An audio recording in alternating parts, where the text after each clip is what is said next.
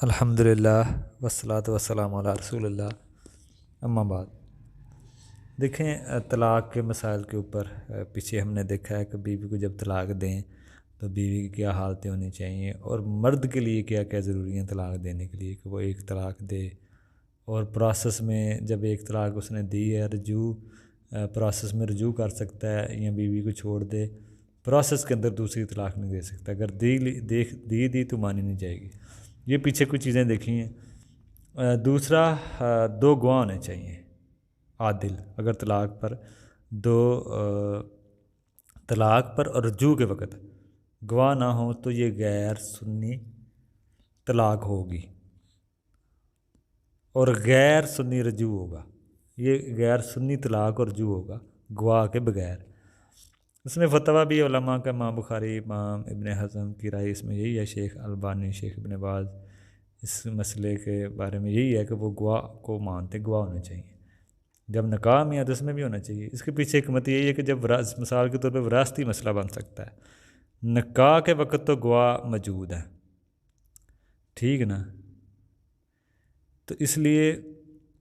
نکاح کا پروف بھی آپ کیسا دیں گے اگر گواہ نہیں ہے۔ اسی طرح اگر شوہر مر جائے تو بیوی سے رجوع نہیں کیا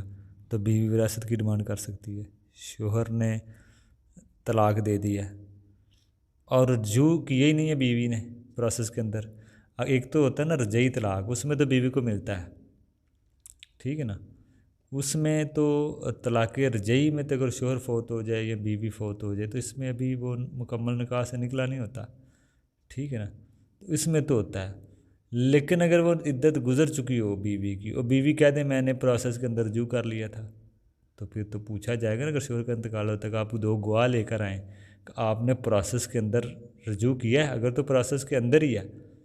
تو پھر تو کوئی مسئلہ نہیں ہے۔ لیکن اگر ٹائم گزر چکا ہے لیکن وہ دعویٰ کر دے جی میں نے پروسیس کے اندر رجوع کر لیا تھا، دو گواہ اسے مانگے جائیں گے۔ اسی لیے طرح بیوی کا انتقال ہوتا ہے، نکاح سے نکل گئی ہے تو شوہر کہہ سکتا ہے کہ میں نے تو، بیوی نے تو مجھ سے رجوع کر لیا تھا، میں نے رجوع کیا تھا، وہ میری بیوی تھی، وہ تو ابھی نکاح سے نہیں نکلی، لیکن مسئلہ کوئی اور ہو تو اسے پھر گواہ رکھنے چاہیے۔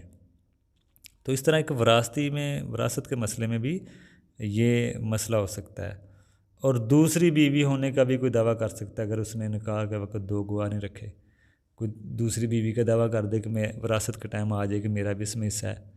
میں اس کی دوسری بیوی ہوں، تو گواہ اس مسائل میں پھر وہ کام آتے ہیں، تو یہ اس میں مسئلہ ہے۔ تو اس لیے اگر بیوی کو طلاق دی ہے، عدت گزر چکی ہے اور وہ رجوع کا دعویٰ کر دے میں نے رجوع کیا تھا، تو گواہ اس طرح پھر اس کو پیش کرنے پڑیں گے اور وہ یہ مسائل پیش آ سکتے ہیں، جس طرح طلاق پر گواہ رجوع پر بھی ہونے چاہیے،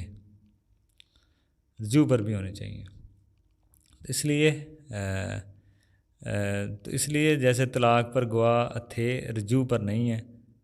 تو بیوی کیسے ثابت کرے گی کہ وہ رجوع ہو چکا ہے؟ اگر شوہر کا انتقال کر جائے اور وراثتی حق کا مسئلہ بنے تو کیسے ثابت ہوگا رجوع ہو چکا ہے؟ یہ مسئلہ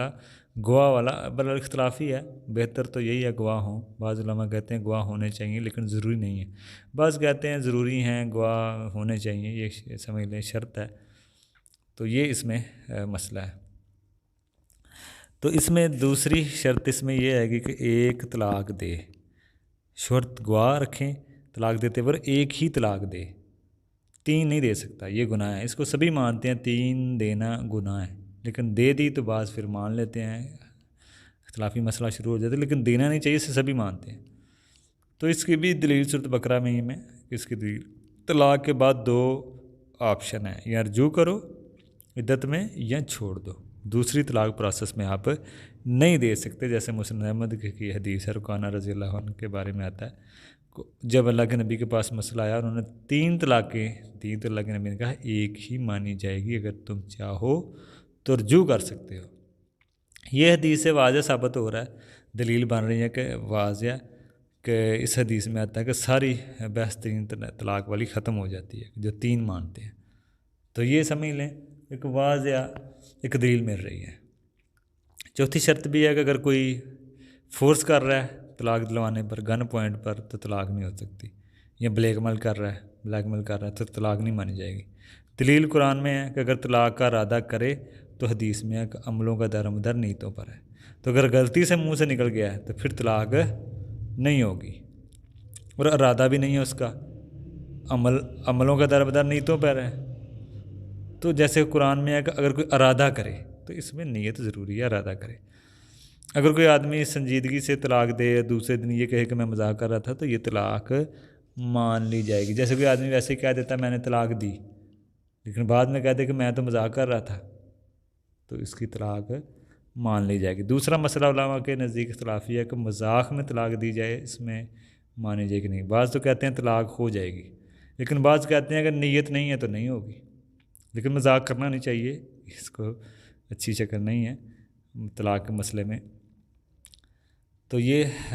اس میں مسئلہ ہے کہ اگر آدمی مذاق میں فوراً طلاق دیتا ہے اور پھر کہتا ہے فوراً میں مذاق کر رہا تھا، تو چلیں بات مان لی جائے گی، لیکن اگر کوئی نیت کے ساتھ طلاق دے پھر بعد میں کہے میں مذاق کر رہا تھا، تو طلاق مان لی جائے گی، یہ بات اس کی نہیں سنی جائے گی۔ تو دوسری سے اگر طلاق نہیں مانی جائے گی، زبردستی کی طلاق،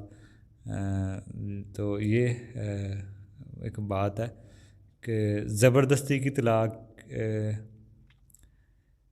جیسے کوئی کہتا ہے کہ میں یعنی کہ آپ کا بچہ اٹھا لوں گا، یا میں آپ کو مارنے کی دھمکی دے دے، تو یہ ایک سمجھ لیں مجبوری ہوگی، لیکن یہ مجبوری نہیں ہوگی کہ کوئی یہ کہے کہ امی نے کہا تھا طلاق دے دو، ابا نے کہا تھا، والد نے کہا تھا، تو میں نے زبردستی میں طلاق دے دی، تو یہ چیزیں زبردستی میں نہیں آئیں گی، یہ اس کی مرضی ہے۔ یہ تو کوئی گن پوائنٹ یا کوئی مجبوری یا کوئی ایسا اس کو دھمکی لگا رہا ہے، تو یہ بندہ کہہ سکتا ہے۔ تو یہ اس میں مسئلہ ہے۔ باقی ایک اور چیز ہے، ہوش میں ہو انسان، خواب میں اگر وہ طلاق کہہ دیتا ہے تو نہیں مانی جائے گی، ہوش کی حالت میں ہو تو اگر طلاق اعتبار نہیں ہوگا، اگر وہ ہوش کی حالت میں نہیں ہے، پاگل ہو جائے تو طلاق نہیں مانی جائے گی، یا غصہ ایسا جس میں اس کو ہوش ہی نہ رہے۔ نارمل غصے میں طلاق ہو جائے گی، غصہ دو طرح کا ہوتا ہے، ایک نارمل جس میں ہوش رہتی ہے، ایک غصہ ایسا ہوتا ہے کہ اس میں پتہ ہی نہیں اس کو کیا کہتا ہے، جیسے نشے کی حالت میں۔ تو یہ کچھ برحال شکلیں ہیں